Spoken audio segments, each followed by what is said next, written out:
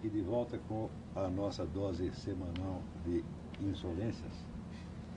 E a primeira delas deve ser proferida com relação a esta notícia que acaba de sair na Veja. E daqui o espião da ABIN, que foi ouvido por uma comissão a portas fechadas, uma comissão parlamentar, mas em seguida fez uma declaração à Veja, resumindo o que ele tinha dito na comissão. E o que ele diz é o seguinte: o homem da ABIN, o tal do general Félix, está simplesmente mentindo. Eles mentiram quando disseram, ele e o chefe da ABIN, o tal do Marcelo, Mauro Marcelo, porque esses cidadãos disseram que a denúncia sobre os 5 bilhões de dólares passados pelas Farc ao PT tinha sido passada a eles, mas tinha sido considerada uma coisa tão insignificante e tão improvável que mal tinha sido investigada e tinha merecido apenas um relatóriozinho de 2 páginas ou 3 páginas. O espião disse que é o contrário, a coisa foi investigada durante muito tempo, foi uma investigação de 8 meses, o relatório era um verdadeiro calhamaço. Cadê esse relatório? Agora eles vão ter que mostrar esta coisa ou desaparecer definitivamente com ele. E todo esse caso está sendo abafado, não é nem preciso dizer, porque se a investigação é conduzida a portas fechadas e chefiado pelo próprio investigado, você não precisa ser muito esperto para perceber do que se trata. Você imagina se no tempo do Collor, o Collor propusesse, né, um homem dele, um homem da sua confiança, para presidir as investigações contra ele mesmo.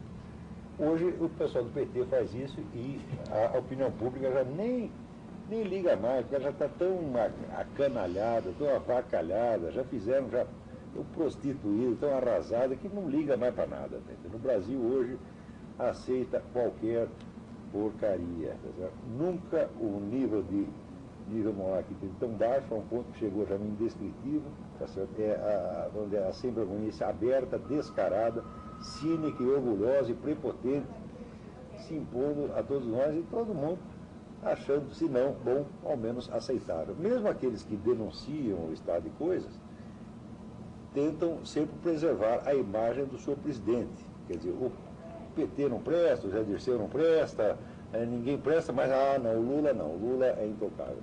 Então nós nos imbuímos da ideia de que o Lula é o bom selvagem, o Lula ele é inocente, tá certo? Nada do que ele faça pode ser imputado. Ora, é justamente a mídia que criou, vamos dizer, este círculo de proteção em torno do Lula, é ela a culpada por esse estado de coisas. Porque ninguém nesse mundo, nenhum ser humano, pode ser preservado desta maneira, ninguém pode ser defendido desta maneira. Tá? Então, na medida que você cria um sistema de anticorpos para que nada atinja a imagem do Lula, o que você está ajudando é o Lula a usar a proteção que foi estendida sobre ele estende sobre todo esse sistema, tá certo, de sem vergonha estabelecida que está nesse país. Quando houve aquele caso Valdomiro, todo mundo achou que a denúncia do caso Valdomiro ia até derrubar o ministro Zé Dirceu. Eu naquela época eu escrevi, falava, vocês não vão conseguir tocar no Zé Dirceu, vocês não vão conseguir tocar no Valdomiro, vocês não vão conseguir tocar no fio de cabelo do Valdomiro, vocês jamais vão conseguir tocar em ninguém do PT. O sistema é fechado e indestrutível e ele está sob a guarda de São Lula, que vocês mesmos transformaram, vamos dizer, numa divindade intocável. E que já chegou até a se convencer de que ele é intocável mesmo, porque ele chega no Vaticano e comunga sem confessar e diz que não precisa confessar porque é um homem sem pecado. Tá certo? O que, dizer, teologicamente falando, já é, vamos dizer, isso é o pecado contra o Espírito Santo que não pode ser perdoado nem neste mundo nem no outro. Quer dizer que o Lula está, em termos como fiel católico, ele está numa situação nada invejável. Tá certo? Quer dizer, está abaixo de qualquer pecador. Digamos, um assassino pode ser absolvido, mas o homem que faz o pecado contra o Espírito Santo não pode. Então, o Lula, o que ele está dizendo é o seguinte: eu não preciso do perdão divino, eu já me perdoei a mim mesmo, tá certo? Então, quando ele comunga, o que ele está fazendo? Ele está dando uma oportunidade a Jesus Cristo, tá certo? De enobrecer-se, né? Entrando no corpo e na alma do Deus Lula, tá certo? É uma coisa de um descaramento, de um cinismo, ou de uma arrogância, de uma prepotência espiritual inimaginável, e as pessoas já não se escandalizam com isso. Quer dizer, perderam já o senso o senso do ridículo, o senso das proporções. A imprensa até criticou muito o arcebispo Dom Eusébio, onde já se viu Dom Eusébio dizer que o Lula é caótico, né, por causa de declarações do mesmo teor que o Lula tinha feito antes. Quer dizer, o dever de polidez para com São Lula está acima dos deveres de Lula para com a igreja que ele diz que pertence. Quer dizer, é a total inversão. Isso aqui já virou um hospício e é uma espécie de loucura assumida. Então, não estranhe absolutamente que esses 5 milhões de dólares, mesmo que venha a ser comprovado, ninguém vai pagar por isso nunca, tá certo? O PT é realmente, vamos dizer, uma máfia. Essa máfia tomou conta do país, o país é dela, e se o próprio Lula está acima, já Dom Mauro Moller diz que Jesus Cristo na presidência não faria melhor que Lula, então quer dizer, o Lula é melhor que Jesus Cristo. Lula é melhor que Jesus Cristo. Se Lula pode tomar a comunhão democraticamente, no mínimo de igual para igual, né, com esse tal de Jesus Cristo, tá certo? Então, não há mais nenhum sentido, vamos dizer, do que é prioritário, do que é secundário, não há mais nenhum sentido da hierarquia de valores morais. Entramos em pleno cambalache, todo é igual, nada é melhor. Só existe e não tem melhor, só tem o pior. Tá certo? Agora, nesta mesma ordem de acontecimentos, nessa mesma ordem da esculhambação geral, nós vemos aqui, na mesma revista Veja, esta matéria chamada Educação da Elite. Então, é um grupo em São Paulo, né, que se reúne e chama aqueles luminários do saber uspiano, aqueles de sempre, Renato Janine Ribeiro, Zé Miguel Wisnik, né? Zé Miguel Wisnik foi o único aluno que eu recusei, porque eu achei que ele era burro demais. Ele vinha na minha aula, dizia tanta besteira que eu não aguentava. Um dia falava, você vai embora, não aguento mais você aqui. Esse é o sujeito que está ensinando a elite paulista, tá certo? E o Zé Miguel que não vem a dizer que é mentira, que tem testemunho. Então leva lá o Zé Arthur Gianotti, Zé Miguel Wisnik, Davi Arrigucci, aquela mesma turminha de sempre, reúne lá umas senhoras da sociedade, não é isso? Para dar aulas digestivas, assim, de 1 hora, regadas a vinho, e diz que isso é educação da elite. Ora, isso para mim é educação da ralé. Isso aqui é educação que se dá para moleque de ginásio. O que eles leem lá? Humberto Eco, tá certo? O livro do Sêneca sobre a vida feliz. Eles leem material digestivo e leem aqueles materiais, para dizer que o pessoal está acostumado já no ginásio, todo moleque de ginásio hoje em dia já lê Nietzsche, né? Nietzsche e Freud, qualquer moleque lê hoje. Então, quando se chama isso de educação de elite, está tudo perdido. Quer dizer, não tem mais ideia de que a educação de elite tem que ser uma educação muitíssimo exigente, muitíssimo severa, muitíssimo pesada, tá certo? Na qual a pessoa tem que ler o que é realmente substantivo na área científica ou filosófica do seu estudo e não ficar com esta brincadeira de aulinhas regadas a vinho. Não é isso? Então, esse tipo de leitura que eles estão fazendo para a elite é a leitura que eu, aqui mesmo no Paraná, fazia com garotos de 11, 12 anos. Uns 3 ou 4 anos atrás já começamos com isso. Quer dizer, vamos ler os clássicos, né?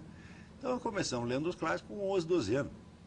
E não reunindo senhoras da sociedade, tá certo? E dizendo que isso aí é a educação da elite. É elite no sentido, vamos dizer, talvez indumentário, no sentido comercial da coisa, né?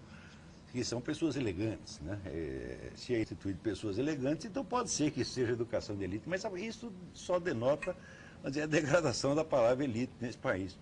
Porque elite aqui é quem tem dinheiro para torrar em besteira, tá certo? Nas lojas da América do Norte ou da Europa. E são essas senhoras que frequentam essas aulas desses bobões. Porque, olha aquilo, o professor Gianotti não é um mau sujeito, mas ele é apenas um bobão. O Wisnik também.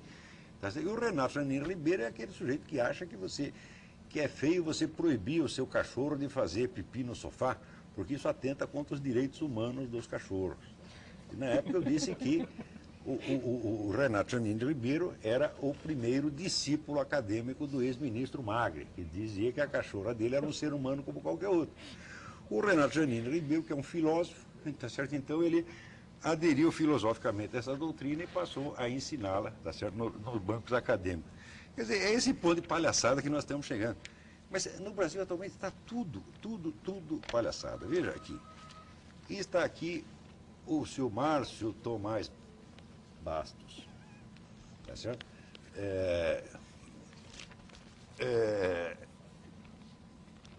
ministro da Injustiça, é certo?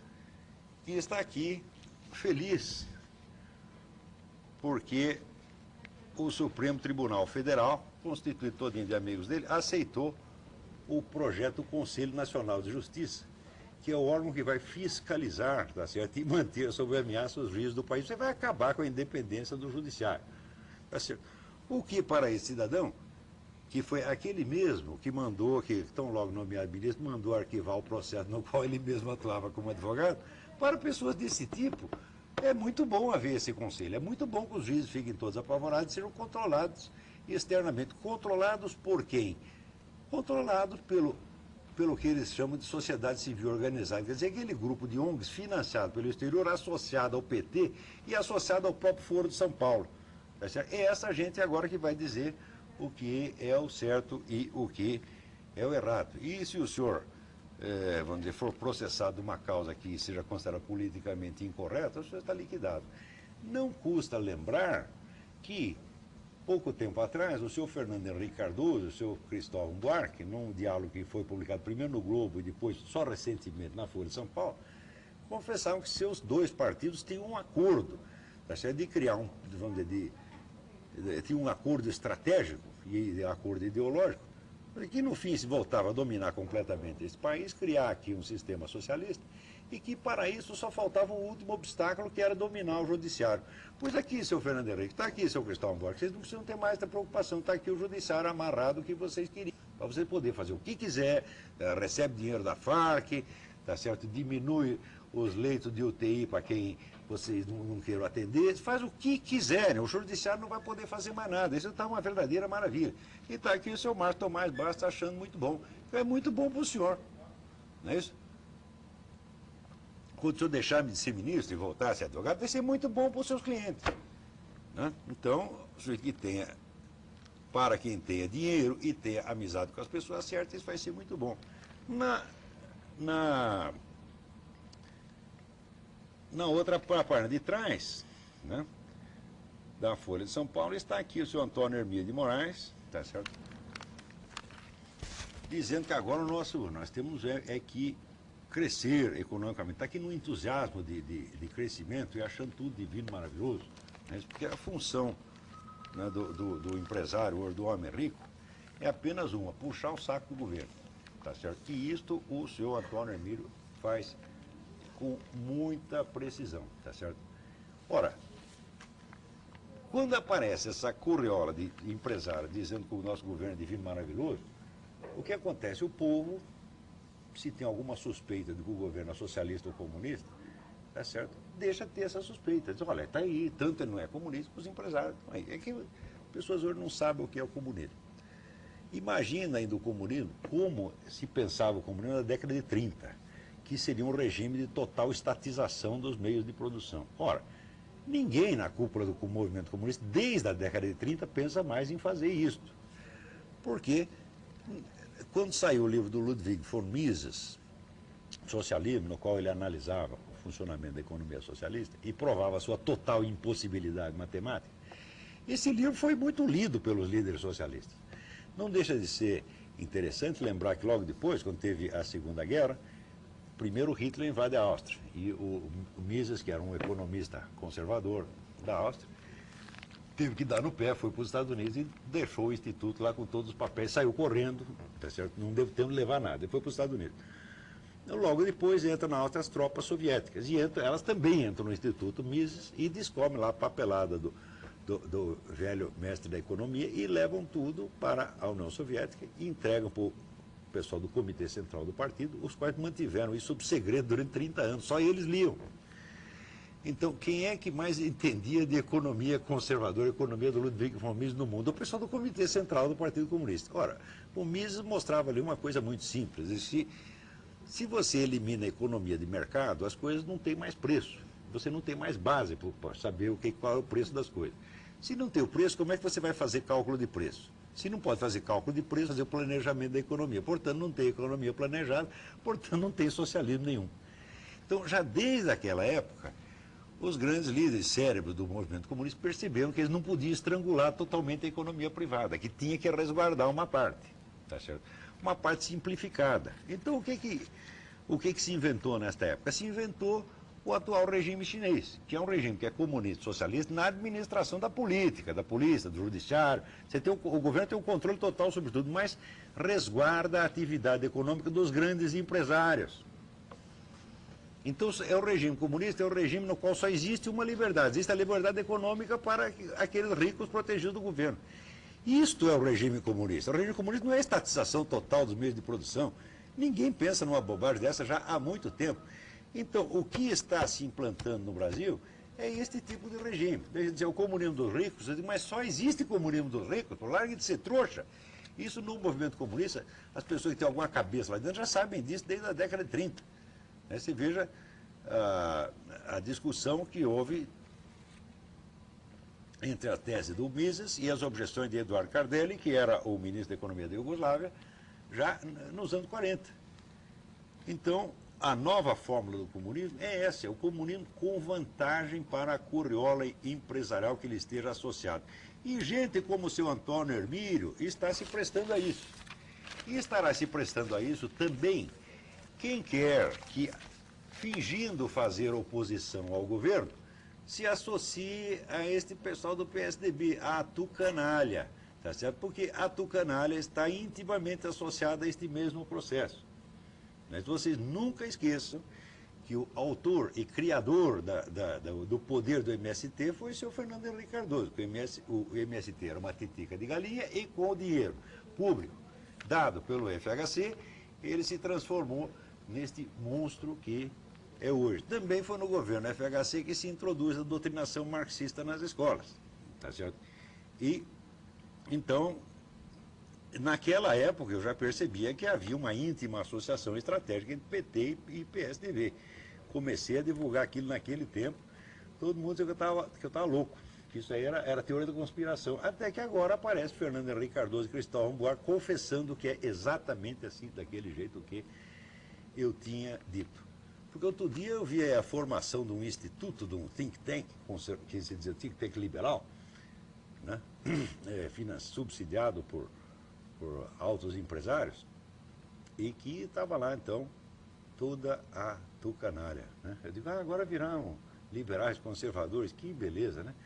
Pergunta ao FHC o que ele acha disso. Então, tudo isso é feito para desviar aquela parte da opinião pública que tem consciência dessas coisas que eu estou falando e que poderia reagir, ela pode ser desviada por uma espécie de falsa oposição tucana, de modo que o poder fique sempre se alternando entre PT e PSDB, um partido comunista e outro partido social-democrata. E note bem, quando digo comunista, o pessoal imagina sempre comunista como um sujeito radical, maligno. Não, o comunista não é isso. O comunista é simplesmente o governo da China, por exemplo. Mas tudo o que ele quer é o controle total da sociedade na mão do governo representado por ele mesmo. Não precisa necessariamente ser feito por meios truculentos, pode ser por meio do engodo universal, como está acontecendo no Brasil, com a ajuda de Antônios Hermílios, porque gente como esse Antônio Hermílio, como esse empresário brasileiro, isso nasce que nem banana, quer dizer, é apenas mais um sujeito fraco, medroso, puxa-saco, tá entendendo? Que está sempre encostado no poder, todos os empresários aqui são assim, quem é que não sabe que é assim? Quer dizer, esta gente que fez algum sucesso na vida, mas que não tem mais cabeça do que qualquer carroceiro da esquina, tá entendendo? Então é apenas a ralé enriquecida. É isto que é empresariado nacional, tá certo? Claro que há exceções, talvez cheguem até 3 ou 4 exceções, hein? Né?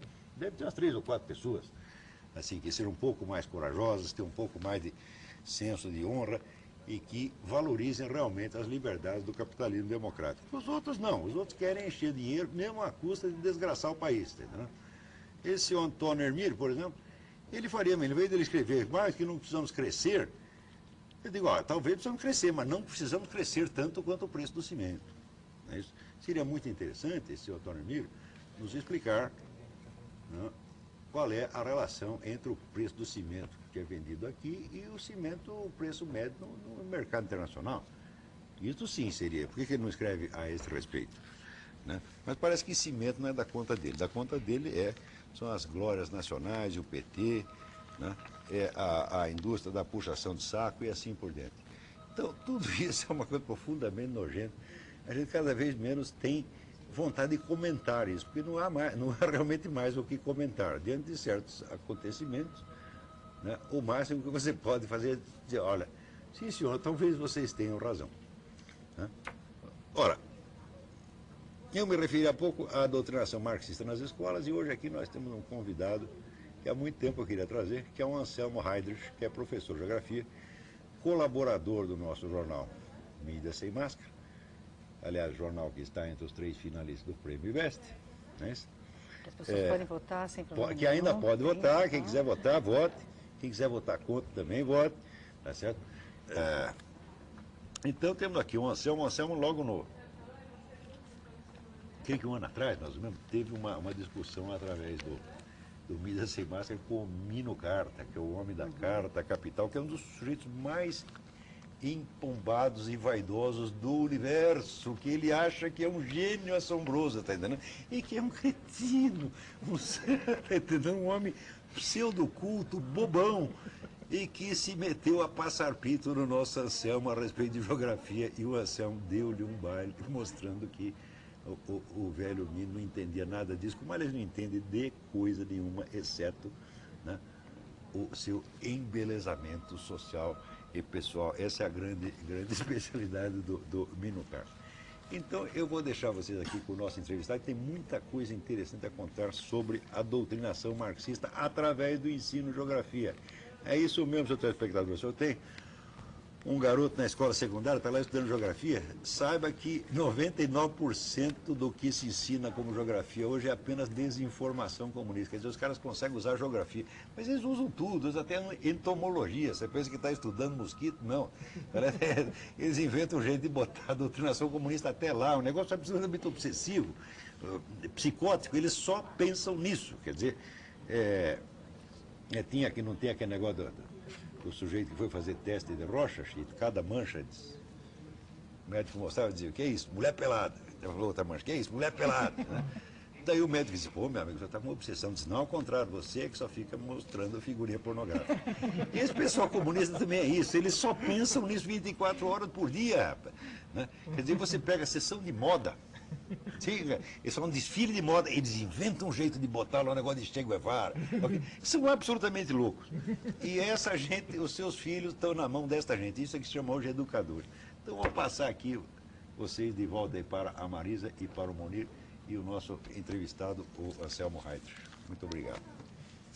Então nós estamos com o Anselmo Heydrich aqui para conversar com a gente e também queremos dar nosso boa tarde a ele e o nosso boa tarde ao José Munir Nasser, que está acompanhando então o Mídia Sem Máscara TV na tarde de hoje. Tudo bom, Munir? Muito bem. Tudo bem? Tudo bom, Anselmo? Boa tarde. Tudo bem, boa tarde. Prazer tê-lo aqui no nosso programa. E começando então as perguntas, e você pode também participar, o telefone vai ficar sempre à sua disposição.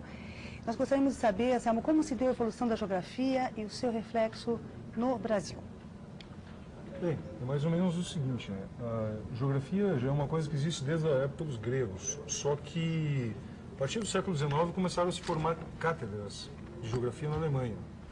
E depois a sua principal rival, a França, também cria a sua própria cátedra de geografia, beleza? O que acontece a partir daí é o seguinte: quando o mundo anglo-saxão, leia-se Inglaterra, Estados Unidos, começam a tomar a dianteira na posição econômica mundial, eles também começam a monopolizar esse processo. E criando uma geografia extremamente aplicada ao mundo prático, ao mundo dos negócios.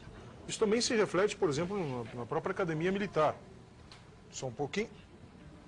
Eu tenho um livro fantástico aqui, que provavelmente nenhum professor de geografia desse país nunca ouviu falar, né? Com algumas exceções, né? Chamado Geografia Militar. Certo?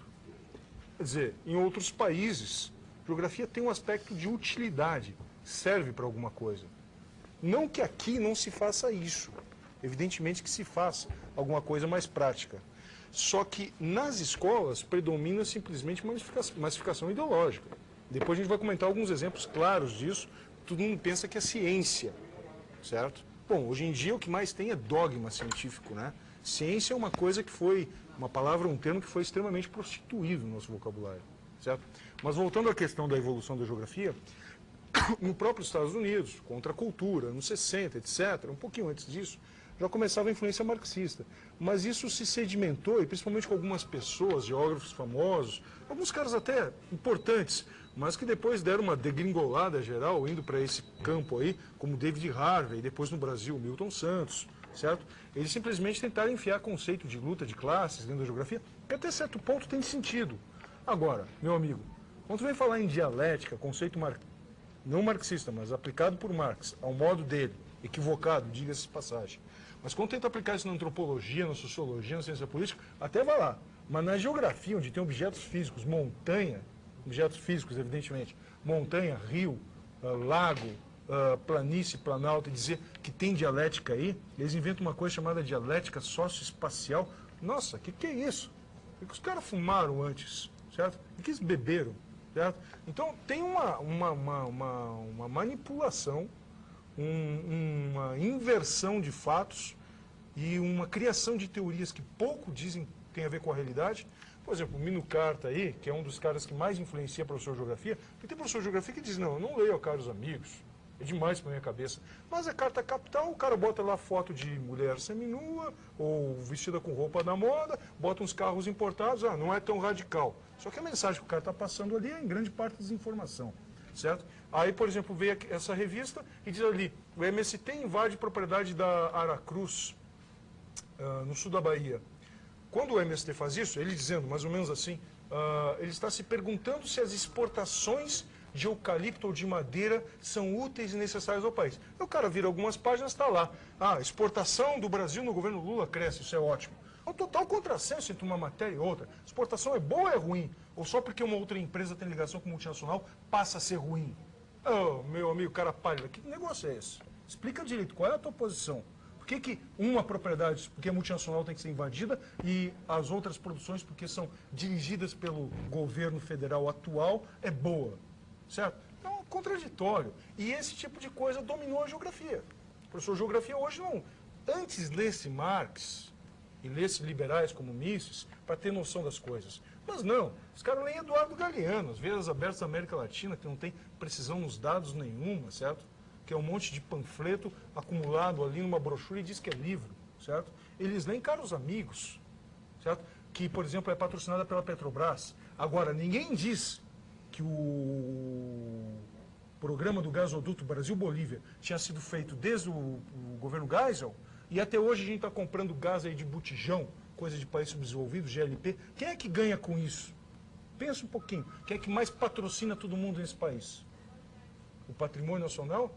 Quanto é que paga de gasolina em comparação com outros países? Pensa um pouquinho. Cadê o professor de geografia para falar disso? Eu não estou falando de ser pró-Bush, pró-Kerry, pró-Clinton. Esquece isso. Esquece. Mas eu estou falando de quem é que está ganhando e fazendo pouco, tendo monopólio. Mas caiu um monopólio legal. Mas de fato existe. Por quê? Qual empresa estrangeira vem aqui aplicar no Brasil, pagando 40% a 50% de imposto sobre o refino? Mas tem que cobrar dela, são ricos. Então por que a Petrobras quer sair da Bolívia agora? Porque o movimento em direção ao socialismo, o MAS, está assumindo o poder, quer criar uma taxa, uma lei que cria uma taxa de 50% sobre os hidrocarbonetos. Ela pode sair de lá. A multinacional tem que aceitar aqui pagar isso? Discute fatos concretos, certo? Fica lendo Michael Moore, Eduardo Galeano e participando de fórumzinho em Porto Alegre, que não vai dar em nada, não, certo? Munir, quer comentar alguma coisa, Munir? A respeito disso? Quer comentar? Não? E eu vou fazer uma outra pergunta, depois tem uma perguntinha que já chegou no nosso telespectador do Munir, depois eu já vou conversar com o Munir. E as pessoas que fizeram as perguntas para o Olavo na tarde de hoje, infelizmente, né, Guilherme, teve que se retirar, mas vai ser respondido, elas serão respondidas já no início do programa da semana que vem, se o Olavo estiver aqui presente, ok? Anselmo, o ambientalismo funciona como pretexto para a proliferação de ideias coletivistas? Bom, ambientalismo é uma coisa, ecologia é outra. Ecologia é ciência e tem coisa séria aí. Quando eu fiz a minha faculdade fiz licenciatura em geografia, faz tempo isso, me formei em 87, na URGS, na Federal do Rio Grande do Sul, né, sou de lá.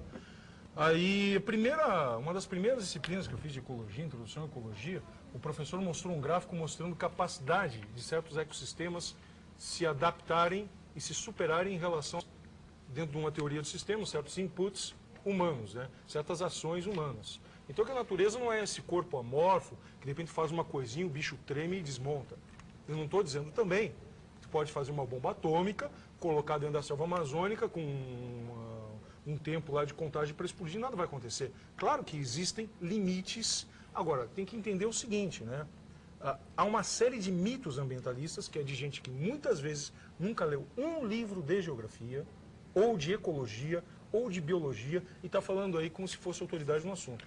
Nessa época aí, que eu era simpatizante de esquerda, simpatizante do PT, gostava pra caramba de ecologismo, porque de ecologia mesmo eu conhecia pouco, fui assistir uma palestra do senhor Gabeira. Bom, aí um aluno de biologia lá no Instituto de Biociência da URGS fez uma perguntinha para ele lá, uma perguntinha técnica, que até eu que era da geografia, por mim o cara está falando grego, sobre ecossistema. O cara não respondeu nada, disse que não tinha conhecimento sobre aquilo. Não, tudo bem.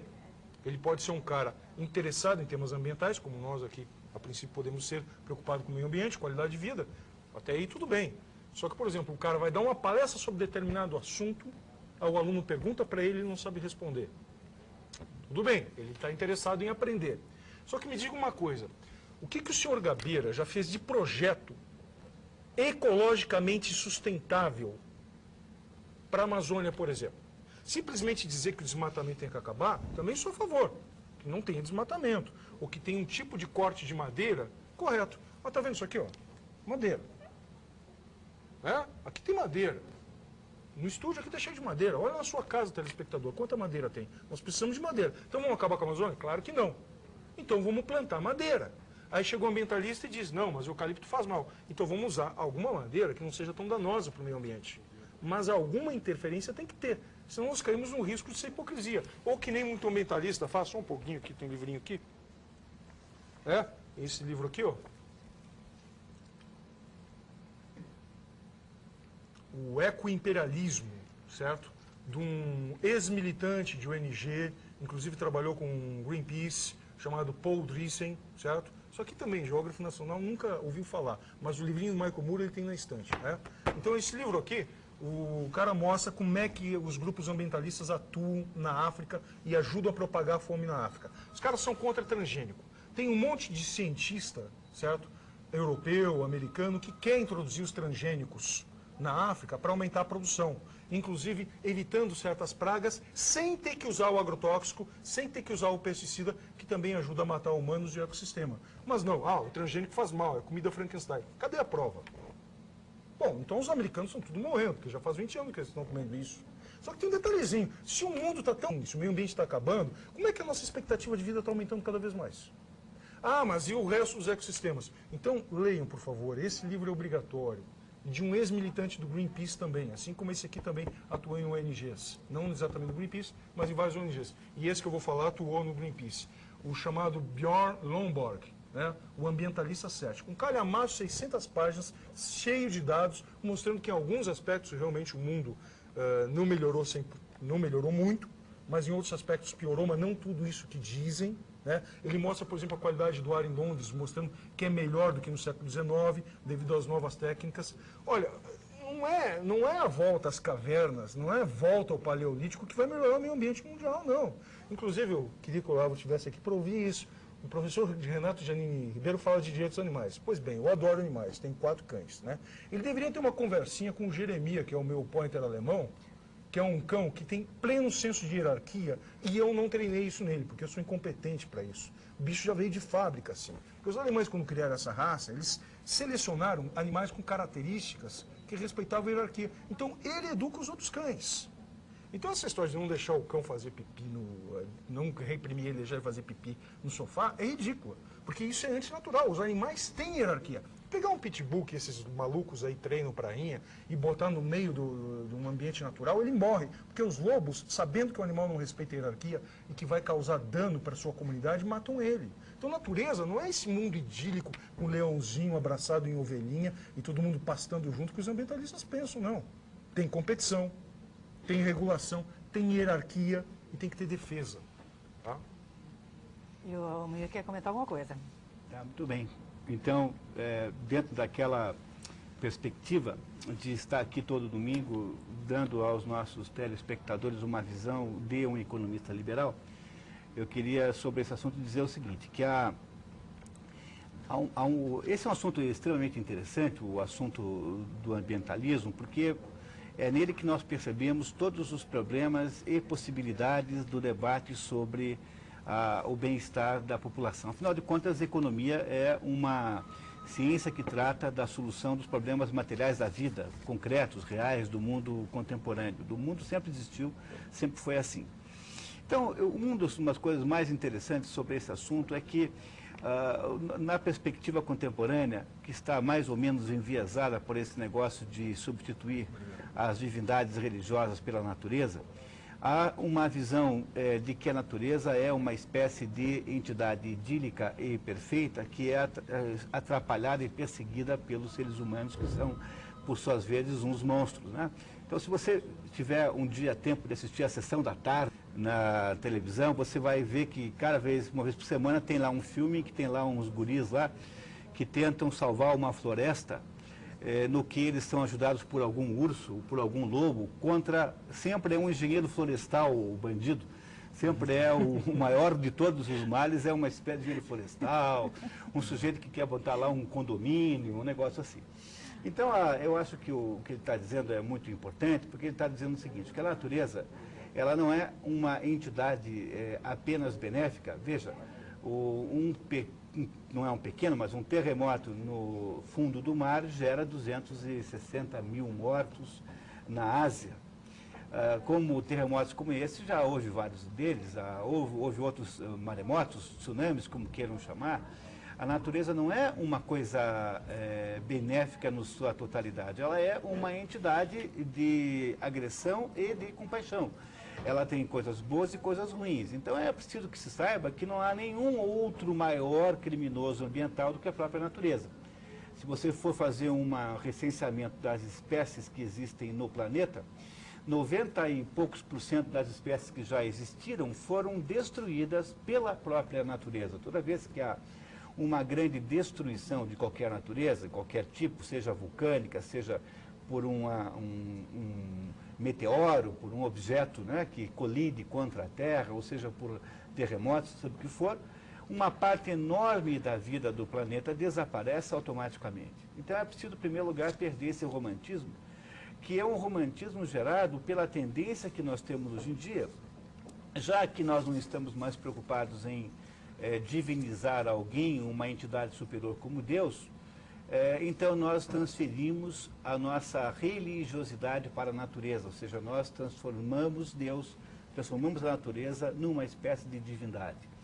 E sendo feito isso, então entende-se por que é possível haver uma lei como uma que há no Brasil, que diz que um crime contra um pássaro, por exemplo, é um crime inafiançável. Se você se irritar com o seu vizinho e o matar, até mesmo que merecendo ou não, tanto faz, você pode pagar uma fiança e ir para casa esperar que julguem se você fez uma coisa certa ou errada. Mas se você matar um animal, não.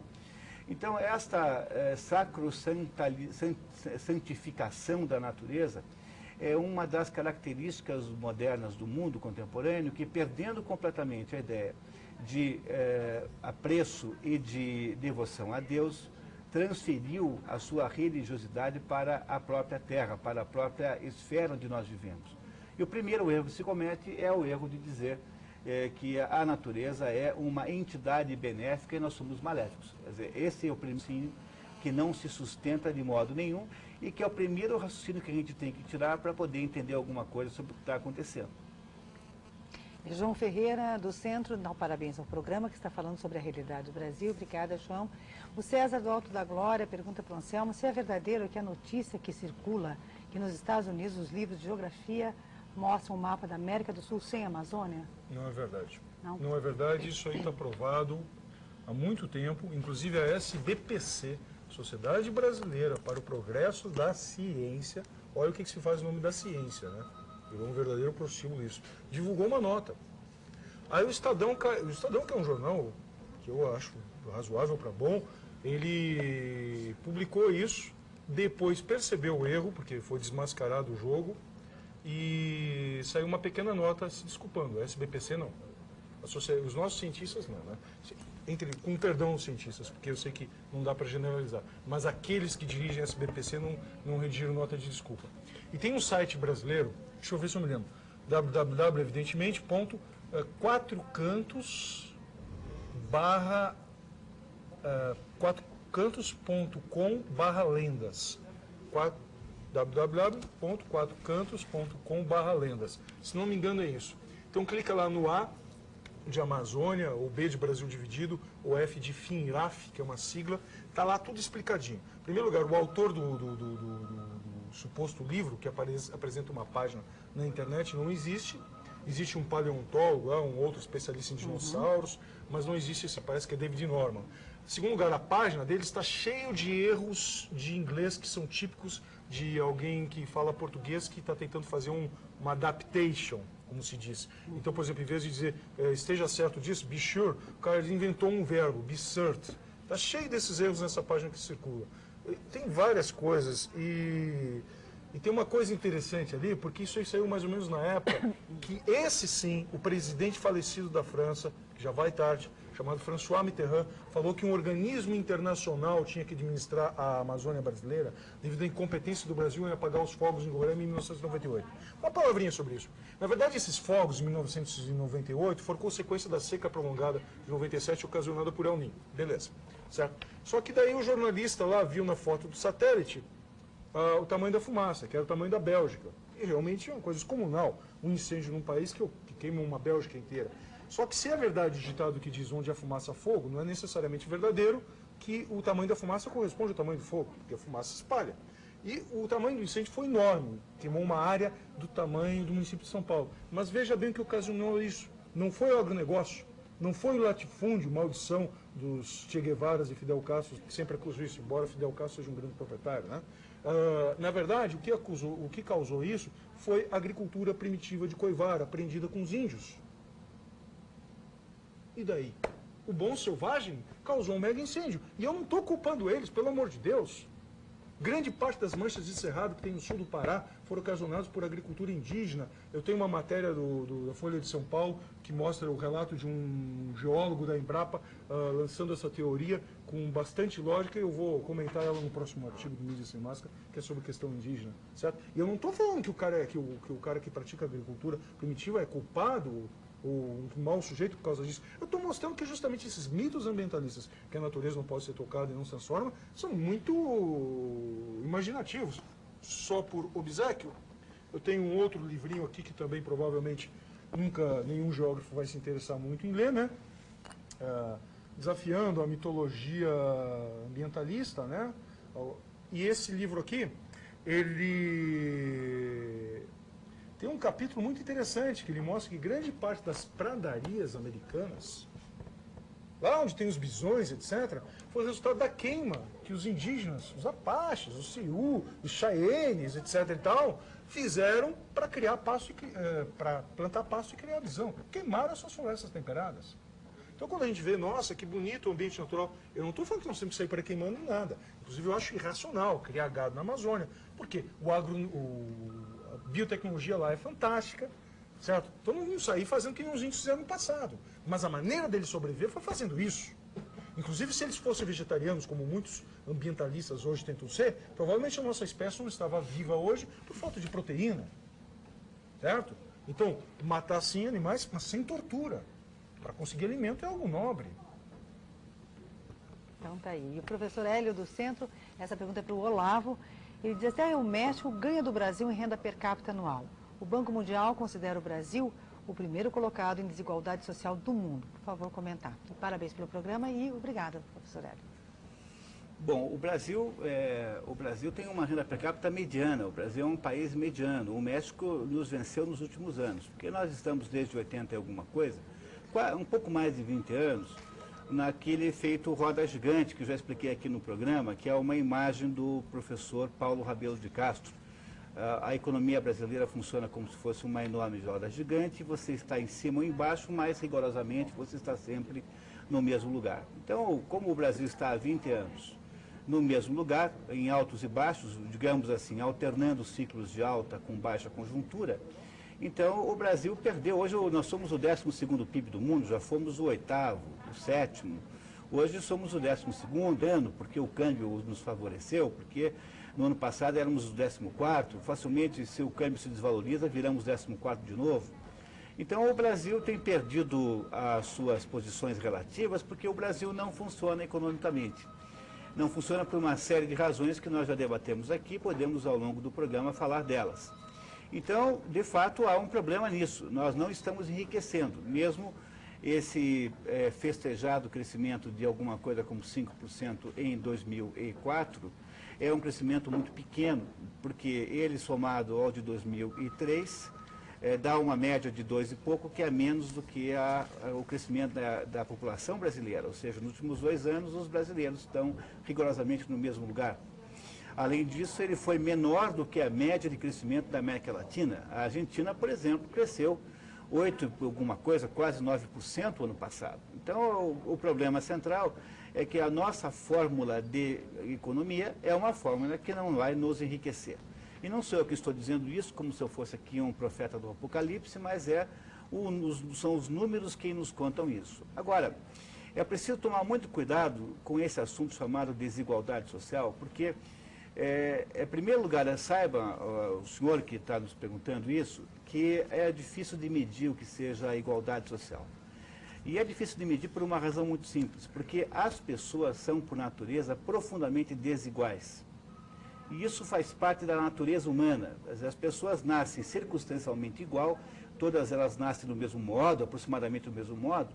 No entanto, as pessoas têm desigualdades extraordinárias. Elas nascem com talentos diferentes, se você quiser chamar, um mapa astral diferente, elas nascem em circunstâncias sociais diferentes. Elas passam a sua vida toda tomando decisões e essas decisões que elas tomam as desigualam. De modo que o que há de absolutamente normal é que haja uma enorme desigualdade entre as pessoas, sim, e nunca a igualdade. A igualdade é um sonho um pouco delirante, podemos dizer assim. Não é possível você imaginar uma sociedade de iguais. Isso não acontece. Aliás, se você prestar atenção, as 3 palavras-chave da Revolução Francesa, igualdade, liberdade e fraternidade, se você percebe, se você presta atenção, você percebe que a liberdade e a igualdade são completamente incompatíveis entre si. Porque eu não posso propor uma sociedade livre, em que cada um possa tomar as medidas e as decisões que quiser, e ao mesmo tempo esperar que as pessoas se tornem iguais, porque desta liberdade nasce uma diferença de decisões, nasce uma diferença de ações que torna as pessoas, no final das contas, muito desiguais. Então, a primeira coisa é desconfie plenamente sempre da conversa da igualdade. Não é uma boa você avaliar a economia pensando em igualdade. Então, por exemplo, quando você vai para o primeiro e mais óbvio índice de medição de igualdade ou desigualdade, que é o índice de concentração de renda, os economistas criaram uma metodologia que gera um índice chamado índice de Gini.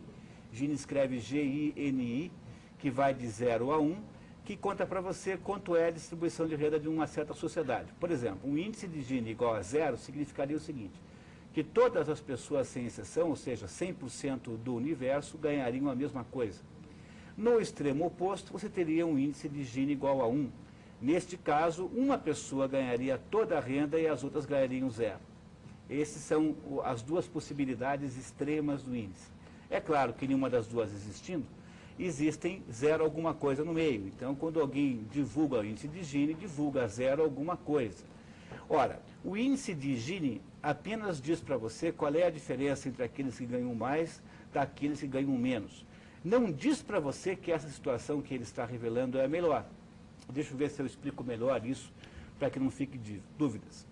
Você pega um país como o Bangladesh, o Bangladesh é um país que tem uma superfície 3/4 do tamanho do Paraná, mais ou menos. O Paraná tem 200 mil quilômetros quadrados, aproximadamente, e Bangladesh tem 150 mil.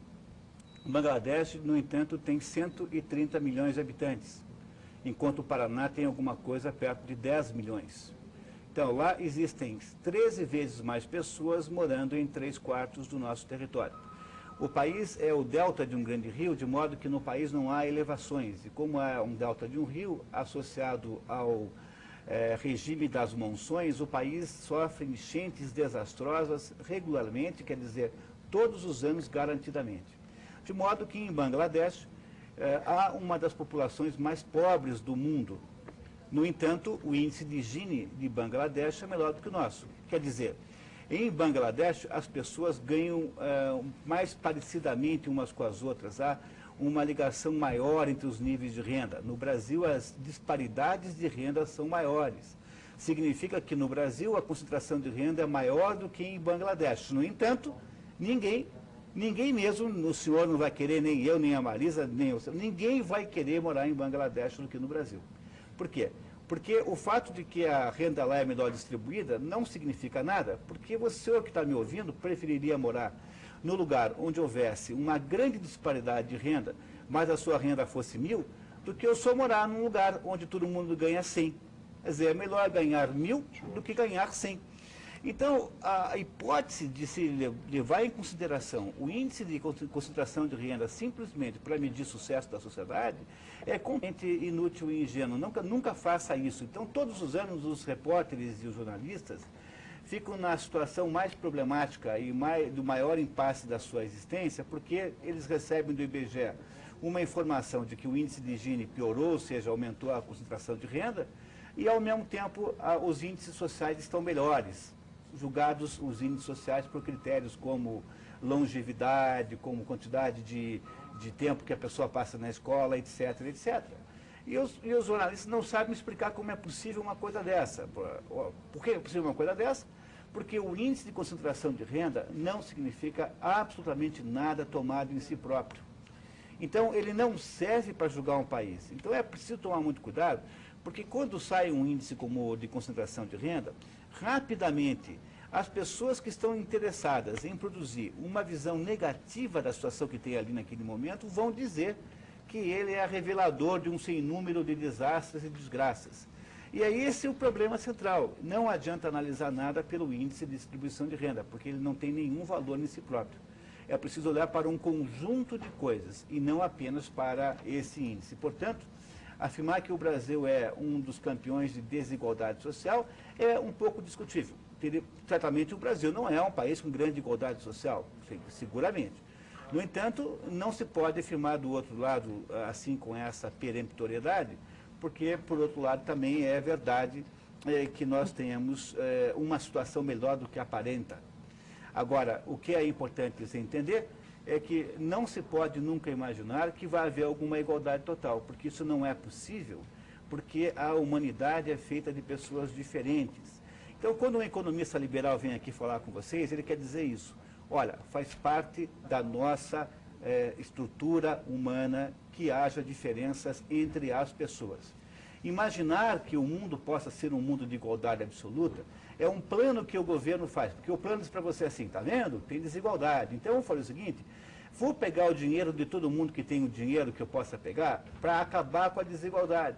Mas qual é o maior gerador de desigualdade que existe? É o governo. Porque o governo, para poder fazer isso, a primeira coisa que ele faz é contratar uma enorme quantidade de pessoas que nunca mais na sua história irão sair do emprego.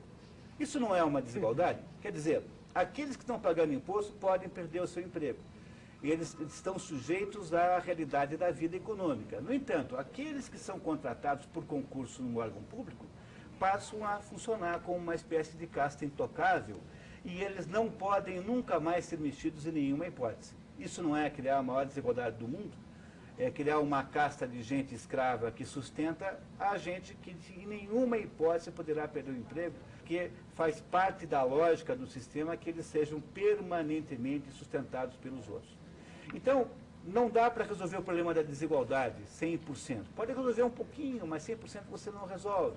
E toda vez que o governo propõe para você resolver o problema para você, no fundo, ele só está querendo criar outra desigualdade.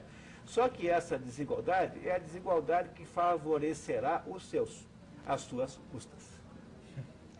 E o Robson, do bairro de Perdizes, São Paulo, pede para o professor Anselmo comentar sobre a demarcação de terras indígenas. Como que se dá esse procedimento? Como é que é esse processo?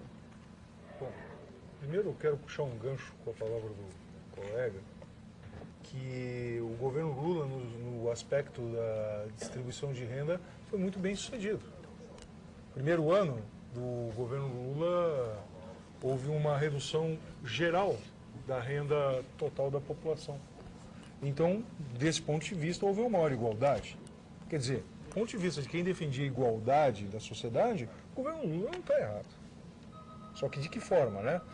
Quando se fala em desigualdade, só puxando um gancho com o que ele falou, tem que ver se a base do corpo social está conseguindo se reproduzir. Tem condições de residir, de morar, de consumir.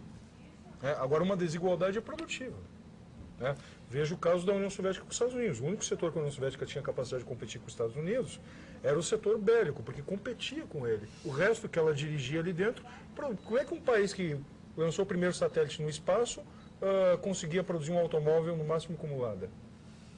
Porque quase um automóvel. Por que um setor tinha tecnologia e no outro não? Porque naquele que não tinha competição, não era forçado a ter, fazia um lado. Tá bom para vocês, ó. Eu acho que tem uma coisa importante, olha, eu acho que a missão de um economista liberal é, antes de mais nada, produzir uma espécie de choque de realidade. Não sei se vocês conhecem, entre as leis da física mais importantes, uma chama-se segunda lei da termodinâmica, que é a famosa lei da entropia. E a lei da entropia diz o seguinte, a entropia é uma tendência de tudo no universo de se equilibrar. Então, para dar um exemplo bem concreto, imagine os senhores que eu tivesse aqui, ó, com um copo cheio de água quente e um copo cheio de água gelada. Passado um certo tempo, o que é que iria acontecer com os dois copos de água? Certamente os dois teriam a mesma temperatura. Amanhã de manhã teriam a mesma temperatura, não é verdade? Então, houve uma transferência daquele com mais temperatura para aquele com menos temperatura e, no final, houve um equilíbrio. O nome disso é entropia. As pessoas, popularmente, falam da entropia como se falassem de desordem. Mas não é desordem. A entropia é um processo de equilíbrio geral entre as coisas. Bom, embora possa parecer que isso é uma coisa muito boa, na verdade, isso é o contrário do potencial de sobrevivência. Porque a entropia é a regra da morte. É fácil de entender. Vejam.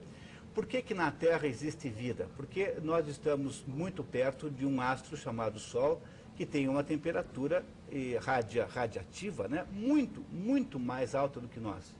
No dia em que o Sol for da mesma temperatura da Terra, nós estaremos aqui completamente mortos. A garantia de morte da Terra é o dia em que não tiver mais o Sol.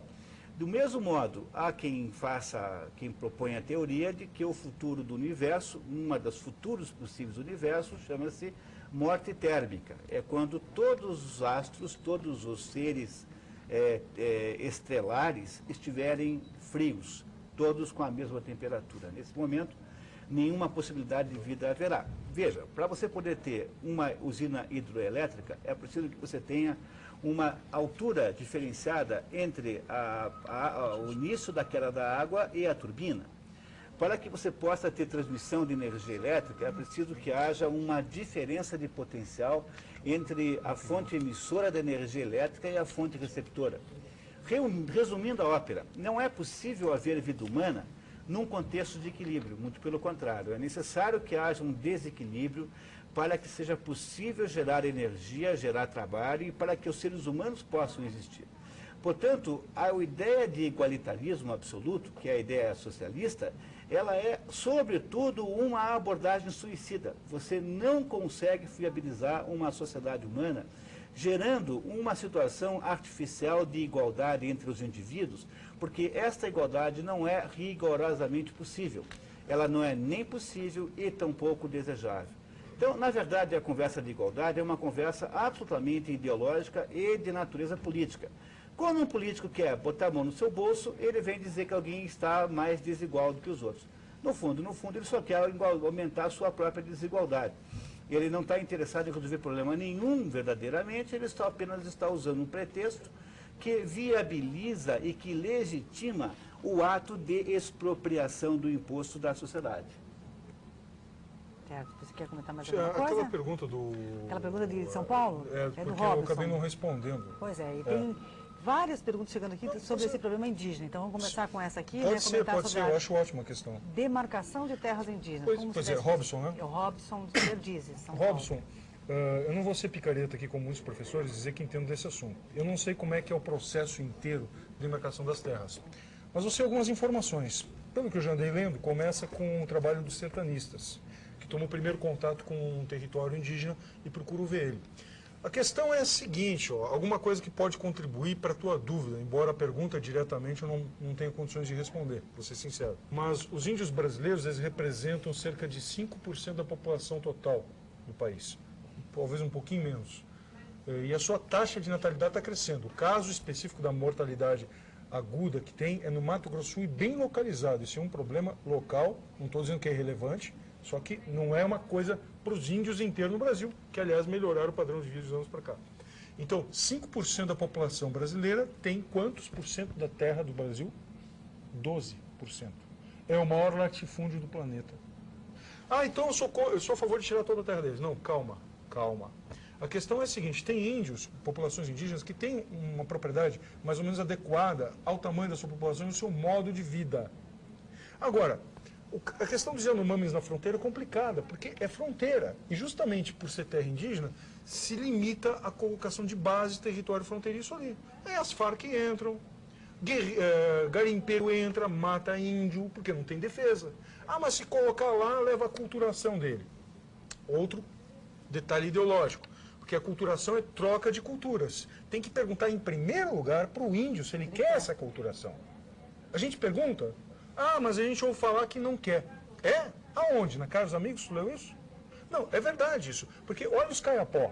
Os caras são milionários. Alguém impôs aquilo para eles? Só que o problema é que o Brasil, ele cria leis de Dinamarca, de Noruega, né? Tem que ver como é que é a nossa realidade. Porque, tipo assim, não pode ter comércio com índio, beleza. Não pode ter lá madeireiro legal. Só que daí o Paiacã, que é estuprador também, uma menina de 18 anos, que era professor dele, põe lá os caras tudo legal a explorar o minério deles. Vai lá, a Polícia Federal prende, o Paiacã manda soltar, senão bota 200, 300 índios na frente da delegacia com porrete, como botou na frente do julgamento dele, depois do estupro, né? E o juiz, que já ia dar uma pena ridícula de 6 anos, foi obrigado a abrir mão dela, concedeu liberdade. Beleza. Aí, não pode ter comércio. Aí vai na Austrália e vê os aborígenes. O governo aluga as terras dele para explorar minério e usa a mão de obra aborígene. Os caras ganham bem. Agora, o que acontece? Aqui não pode. Só que daí o Paulinho Paiacã coloca as índias velhas a carregar saco de semente para exportar para body shop na Inglaterra de mais de 20 quilos na costa o dia inteiro. Aí isso pode. Explorar é capitalista, mas não quer pagar. O que é isso? Está bagunçado o negócio. Eles têm que ser integrados a nós, tendo os direitos de ser humano como qualquer um e os deveres. Que é uma coisa que o pessoal anda meio esquecido de fazer de vez em quando, né? Olha, e o César, ele comentou aqui do Champagnat, que na opinião dele, né? Preservar a cultura indígena é preservar o atraso. Essas áreas de reserva deveriam ser desenvolvidas. É aquilo que você falou há pouco, né? Desculpa, eu penso, é quase, não é bem isso. É que, tipo assim, eu acho que os índios, eles têm que optar. Tem que optar. O que eles querem? Ah, uma tribo lá quer ficar do jeito que está? Ótimo. Agora vamos ver qual é o tamanho da propriedade. 130 mil com o tamanho de um Portugal. Calma, não, o que é isso? Eles usavam isso antes? Ah, não, mas estão tentando compensar eles. Não, tudo bem, estão tentando compensar eles, fazer a mesma coisa que as cotas raciais aqui. Então, os negros que se dizem descendentes de faraós egípcios têm que compensar os judeus que eles escravizaram durante, sei lá, quantos mil anos. Então, todo mundo tem uma dívida para pagar, né? Então, a coisa é meio complicada se for por aí. Os índios entre si se matavam, brigavam. Um grupo deles tem que compensar o outro também. Não, eu acho que eles têm que ser bem atendidos, têm que ter o território deles correto. Tá? Agora, eles têm que optar pelo modo de vida deles. Na medida que o índio quer ter helicóptero, quer ter avião bom no motor, como o Paulinho Paiacã pegou e fugiu da área onde ele tinha feito estupro com a ajuda da esposa dele, né? Na medida que ele tem todos esses benefícios de um capitalista, então ele tem que agir como tal na nossa sociedade capitalista, com direitos e deveres. Agora, se ele quer ser índio, quer ser inimputável, né? Como um rapaz, como uma pessoa com deficiência mental também perante a Constituição, então ele não pode desfrutar dos benefícios de uma sociedade capitalista normal. O que ele quer ser? Quer ser índio ou quer ser cidadão brasileiro comum? E vamos parar com essa história de dizer branco, né? A maior parte dos brasileiros não são brancos. Somos uma nação mestiça, na maior parte. Então, os brancos fizeram isso com os índios. Engraçado isso, né? O bandeirante que foi lá caçar índio, era mestiço de branco com índio. Então, vamos parar com essa história. Quem mais vendeu o escravo africano para o Brasil eram os próprios africanos do litoral que faziam isso em troca de cachaça, especiarias e armas. Então, já que é para culpar todo mundo, fazer um julgamento aqui, então vamos botar todos os podres para fora e dar o nome aos bois, tá? Não para com essa história de que é só europeu que é malvado. Claro que a Europa tem seu naco de culpa, como todo mundo tem no cartório, né? Diga, Maneiro. Eu acho que tem aí nessa história uma coisa muito importante, que é assim, há uma série de impossibilidades envolvidas no assunto indígena, que é, em primeiro lugar, a ideia de que os índios possam ser vistos como uma entidade à parte do país, quer dizer, como sendo uma entidade isolada da sociedade, que é o conceito da reserva, ele é uma ideia muito ruim, porque ela implica em dois problemas simultaneamente. O primeiro problema é que ela é extremamente desumanizante dos índios, porque você os transforma em animais de jardim zoológico. Quer dizer, na hora em que você cria uma reserva, você está mais ou menos criando uma situação assim, olha, essa gente aqui é meio bichinho, aí os suecos vão vir aqui tirar fotografias e filmá-los, nós vamos deixar que vocês tirem fotografia. Então, em primeiro lugar, é que ela é absurdamente insustentável, você não vai conseguir fazer isso no futuro. A segunda razão pela qual ela é insustentável é que você não pode ter uma sociedade com dois caciques. Quer dizer, como é que pode ter distinto do poder que o rodeia? Ora, se tem um cacique, se tem um presidente da República, é um presidente da República. Então você não pode ter um poder político separado desse poder individualizado, ou seja, imune ao poder maior do cacique maior, que é o presidente da República. Ou seja, ele também não é sustentável do seu ponto de vista político. E depois, no final das contas, se você vai a qualquer lugar indígena, onde há uma população indígena forte, que é o caso do norte do Brasil, você não sabe quem é índio e quem não é. Que é o que ele está dizendo aqui. Quer dizer, todo mundo tem cara de índio. Qual é a diferença que tem de um sujeito que anda com a camisa do Flamengo e que está fora da reserva e o outro que está lá dentro com a camisa do Flamengo? Eles usam até a mesma cara, são primos, um é cidadão brasileiro, o outro não é. Ou seja, por mais que seja uma coisa dolorosa dizer isso a vocês, não dá para você preservar as culturas dessa maneira pura, porque isso nunca foi possível sobre o planeta. Então, veja, o Brasil é composto de um sem número de etnias diferentes, e essas etnias mantêm as suas lembranças. Então, os alemães fazem o seu baile de chope, os poloneses fazem lá as suas danças típicas, os italianos fazem lá a festa da polenta, e os índios farão também as suas festas lá, que nunca deverão ser proibidas ou constrangidas. Mas, no fundo, tem que virar todo mundo brasileiro. Então, enquanto a gente não enfrentar este fato de que, no fundo, somos todos brasileiros, e não adianta ficar com esse purismo preciosista, a título de que nós perderemos sutilezas e matizes dessas culturas, é verdade, nós perderemos matizes e sutilezas. No entanto, talvez não exista outra possibilidade para o modo como a história funciona. Quer dizer, veja, o que nós somos, nós brasileiros? Nós somos o resultado de uma tribo que morava na Península Ibérica, que foi conquistada pelos romanos e que nos ensinaram a falar uma língua que é uma espécie de dialeto do latim.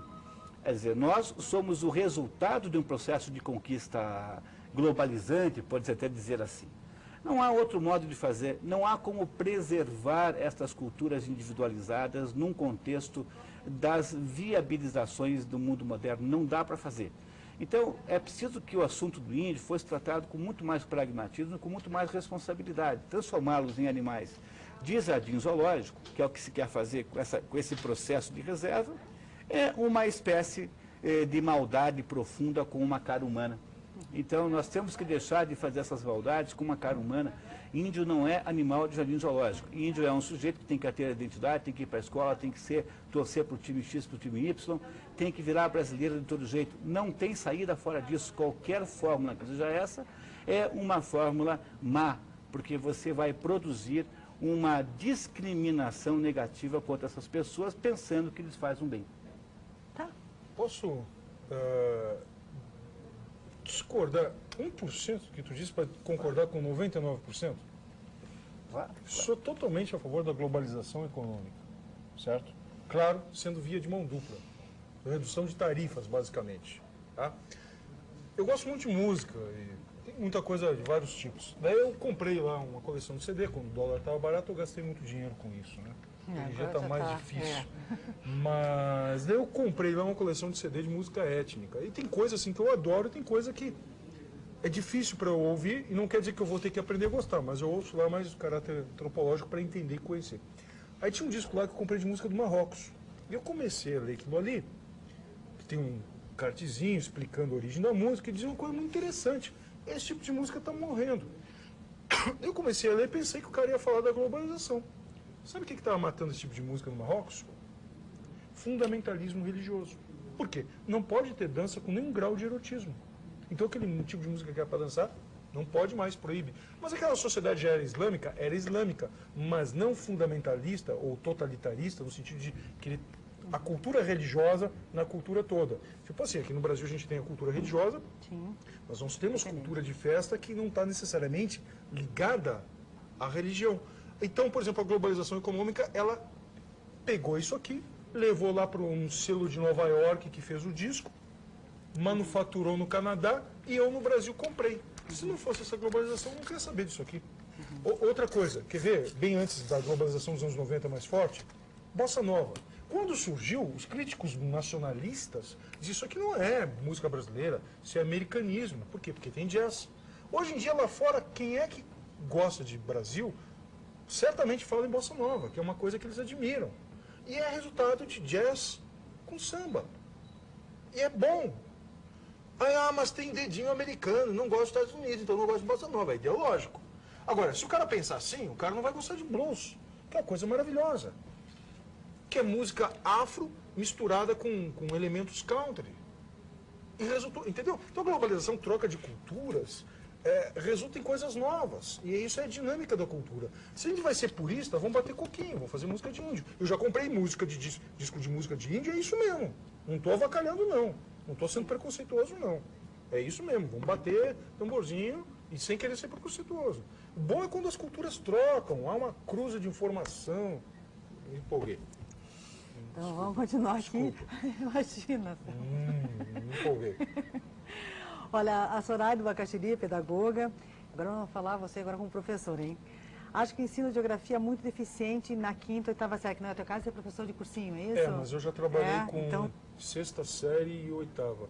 Então ela diz assim, que ela acha o ensino de geografia deficiente na quinta e oitava e que de primeira a quarta série o ensino de geografia quase não existe. O que o senhor acha disso e como podemos mudar esse quadro? Eu acho que geografia para... Bom, eu nunca trabalhei com quinta série, então não me sinto seguro para falar. Mas eu trabalhei um semestre com sexta série. Foi uma espécie de tormento para mim, porque eu estou acostumado com marmanjo. Mas, tipo assim, sou muito carinhoso e tal, mas é outra coisa, é outro universo. Mas eu acho que não tem que se ensinar para eles, nessa fase, bloco econômico. Não tem sentido isso. Tem que ensinar para o garoto o que é um bairro, o que é norte, o que é sul. Por que no inverno o sol está mais inclinado e por que no verão, de repente, faz menos sombra. Essas coisas, para ele começar a ver o mundo dele de um modo um pouco mais detalhado, ou ajudar a ver, né? Porque a criança é imaginativa, ela vai te dar um banho em muitas coisas. Agora, depois, mais tarde, fazer essa discussão. O que acontece? Qual é o nome da telespectadora, por favor? Soraya. Soraya, o que acontece? Eu vou dizer porque eu sei como é que os caras fazem, tá? Eu não vou dizer que é novo 100%, porque eu não quantifiquei isso. Mas o professor que escreve o material, geralmente, ele ganha muito dinheiro. Ele ganha percentual sobre a apostila vendida. E o cara trabalhou com o terceiro ano do segundo grau ou trabalhou só no pré-vestibular, que tem vários pontos positivos e tem alguns negativos que eu conheço bem. E o que o cara faz? Escreve material didático para primeiro grau. Mas eu não sei cadê ela. Escreve aí, vai. Ele pega, corta, simplifica. Tá bom. Hoje em dia com o computador ficou mais fácil. Antigamente eu vi os caras fazendo isso. Antes do computador ser popularizado, um cursinho que eu trabalhei lá em São Paulo, que eu não vou dizer o nome, não sou bobo, né? Mas os caras recortavam e colavam na folha em branco. Isso, eles começaram a pegar esse know-how, porque dava aula no extensivo. Daí para fazer material para o semi faziam assim. Para fazer material para o intensivão fazia assim. Para fazer material para tarde e justificar o preço maior da manhã, eles tinham que dar uma empobrecida no material da tarde. Aí os caras pegaram esse know-how e fizeram para o primeiro grau, que agora, não pode falar primeiro grau, ensino fundamental, não é a mesma coisa. É isso. E o Marcelo da Água Verde pergunta por que a geografia dá mais ênfase ao físico do que ao humano? Será que a sociologia não tomou esse lugar que deveria ser da geografia? Marcelo, né? Marcelo. Desculpa, mas eu vou discordar do colega, porque, na verdade, eu, quando fui fazer geografia, eu estava em dúvida entre biologia e sociologia. Totalmente diferente. E a geografia, de certo modo, contemplou essa intersecção. Quando eu fui ver, ela estava dominada pelo marxismo. E nada contra estudar Marx. Aliás, eu acho que tem que ser estudado. Mas vários outros, coisa que eles não têm feito, certo? Então o que acontece? A geografia física, nos anos 80, teve uma crítica dura, pesada dos marxistas. Eu cheguei a ver na minha faculdade colega falando assim, não, minado hoje, acho que foi daí até que tiraram o refrão da música, está tudo dominado, hegemonizou tudo, é tudo capitalista, não tem lugar do mundo que seja diferente. Os pinguins lá da Antártida devem investir em Wall Street, não sei. Mas é tipo assim, tá tudo dominado, então vamos estudar o capital que a gente já sabe tudo sobre o mundo. Peraí, e a cultura, e a Turquia, a diferença com a Arábia, as culturas e o relevo e a dinâmica, tudo isso que é maravilhoso, que faz com que muitos profissionais, advogados, economistas, médicos sejam geógrafos diletantes. Pô, faculdade que eu queria fazer, o cara vai fazer depois como segundo curso, ele se decepciona, sai de lá horrorizado, entendeu? Então, não, desculpa, mas eu tenho que discordar. A geografia física, hoje em dia, nos anos 90, por causa da ecologia, ela teve um certo revival, mas o que predomina é o humano e de um caráter bem específico, marxista. Às vezes o cara inventa um rótulo diferente, pensamento autonomista, põe um filósofo anarquista chamado Cornelius Castoriadis, diz que não é marxismo, mas a maneira de pensar, dialética, classes sociais e marxismo pobre, né? Marxismo leninista, que é pior do que o marxismo original, que confronta países ricos com países pobres, primeiro, terceiro mundo. A cabeça deles é essa, as categorias que estão... Lê os livros, está lá. Às vezes muda o detalhe, mas é tudo a mesma coisa. E o Raimundo pede para você explicar a diferença entre as duas Amazônias, a Amazônia legal e a outra.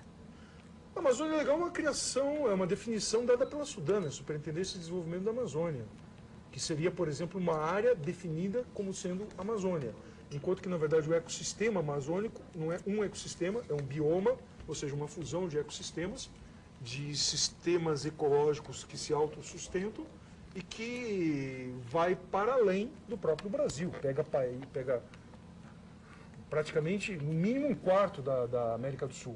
A Amazônia mesmo é um bioma, um conjunto de vários ecossistemas maior do que o que está no território brasileiro. A Amazônia Legal é aquilo que a Sudã, Superintendência de Desenvolvimento da Amazônia, define como sendo a Amazônia brasileira. Mas, por exemplo, pode sair do norte do Mato Grosso, e um pouquinho mais para o sul, ainda vê árvores amazônicas. Mas se ali terminou o limite do que a Sudã define como Amazônia, já não é a área de atuação dela, não é a Amazônia Legal. A Amazônia Legal é uma definição mais jurídica do que ambiental, por assim dizer. Uhum.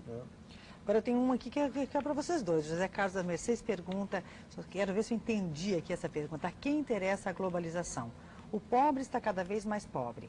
Na questão do álcool e do ferro, no qual o país é autossuficiente, por que não existe uma tributação para a saída desses produtos para que a população possa pagar preços mais a menos?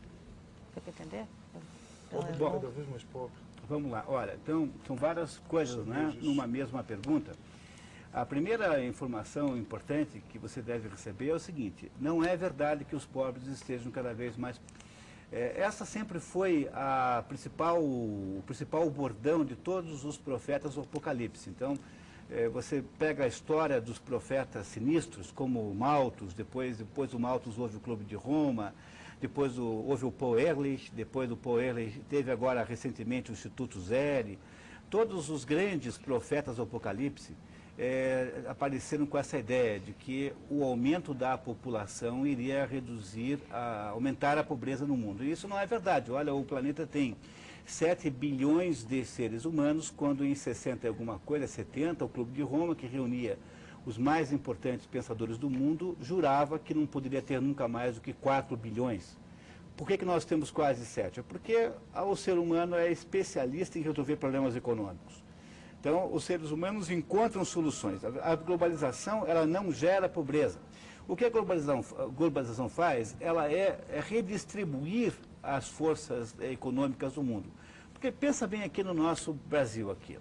Quando a globalização era menor e o Brasil estava, então, de certo modo, protegido contra os ofertadores estrangeiros, você, quando queria comprar um carro, comprava um carro feito no Brasil. Quando você queria comprar uma torradeira, só tinha torradeira nacional. Quando você queria comprar um CD, só tinha CD feito no Brasil. Quando era assim, o que acontece? Havia um determinado padrão de competição que se estabeleceu aqui, um certo equilíbrio entre competidores, que foi completamente destruído quando você abre as portas, os portos, e permite então que os fabricantes das outras partes do mundo, com tecnologias diferentes, com técnicas diferentes, venham aqui e ameacem aquelas posições consolidadas. Então, a sensação que você tem na globalização é de que há um grande distúrbio econômico, de fato há. Isso é absolutamente verdade. A globalização gera uma grande desarrumação econômica em que aqueles que estavam dando certo começam a dar errado e vice-versa. Mas ela não é em si uma entidade geradora de miséria. A quem que interessa a globalização? Ela interessa, sobretudo, ao grande capital, aquilo que se chama novamente de metacapitalistas. Aqueles capitalistas que já não cabem mais nos seus países de origem e que, obviamente, preferem que o mundo tenha uma enorme liberdade comercial. Bom, ela faz parte de algum outro projeto? O Império Americano, de certo modo, gosta da globalização. Os Estados Unidos acreditam que pela liberdade dos negócios nasce a liberdade política.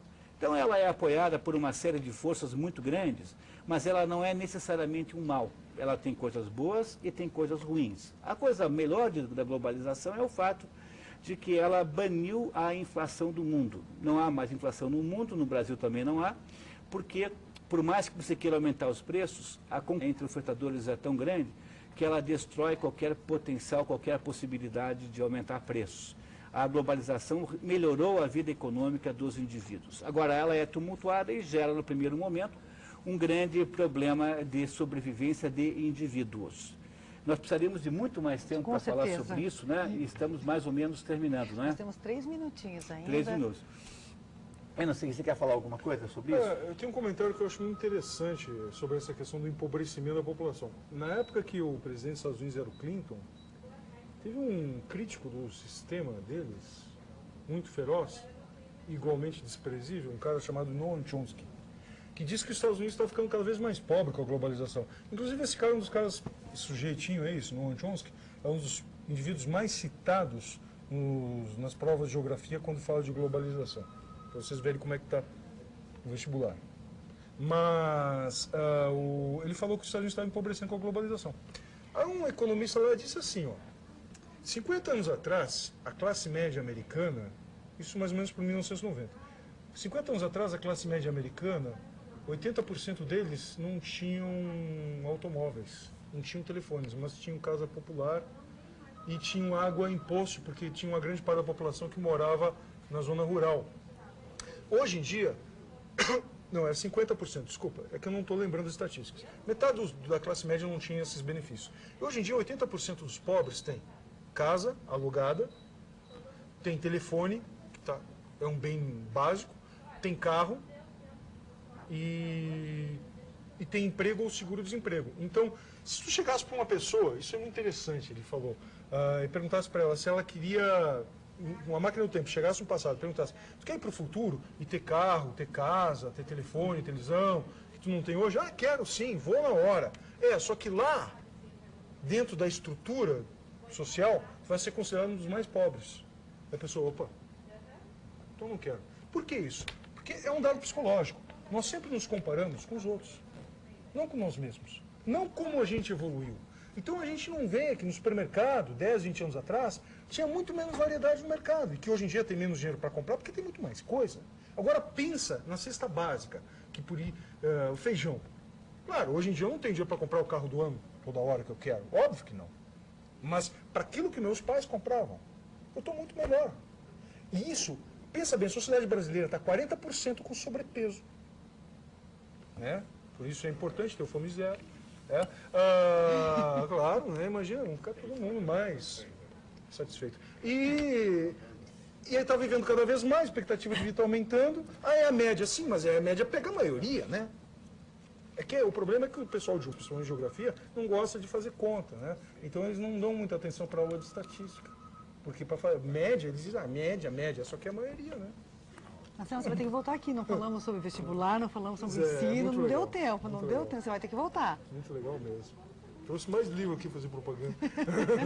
Mas acho que chegamos ao finalzinho, né, Maria? Pois é, então eu acho que o assunto globalização é tão importante que eu prometo, se houver interesse dos perguntadores, discuti-lo com profundidade aqui num próximo encontro. Então eu queria aqui, em nome do Olavo de Carvalho, que não está conosco nesse momento, agradecer muito e convidá-los para estar aqui no próximo domingo, às 3 horas da tarde, para mais um programa de insolências, mídia sem máscara. Muito obrigado, Anselmo. Obrigado. Muito obrigado. Muito obrigado pela oportunidade. Loja Náutica.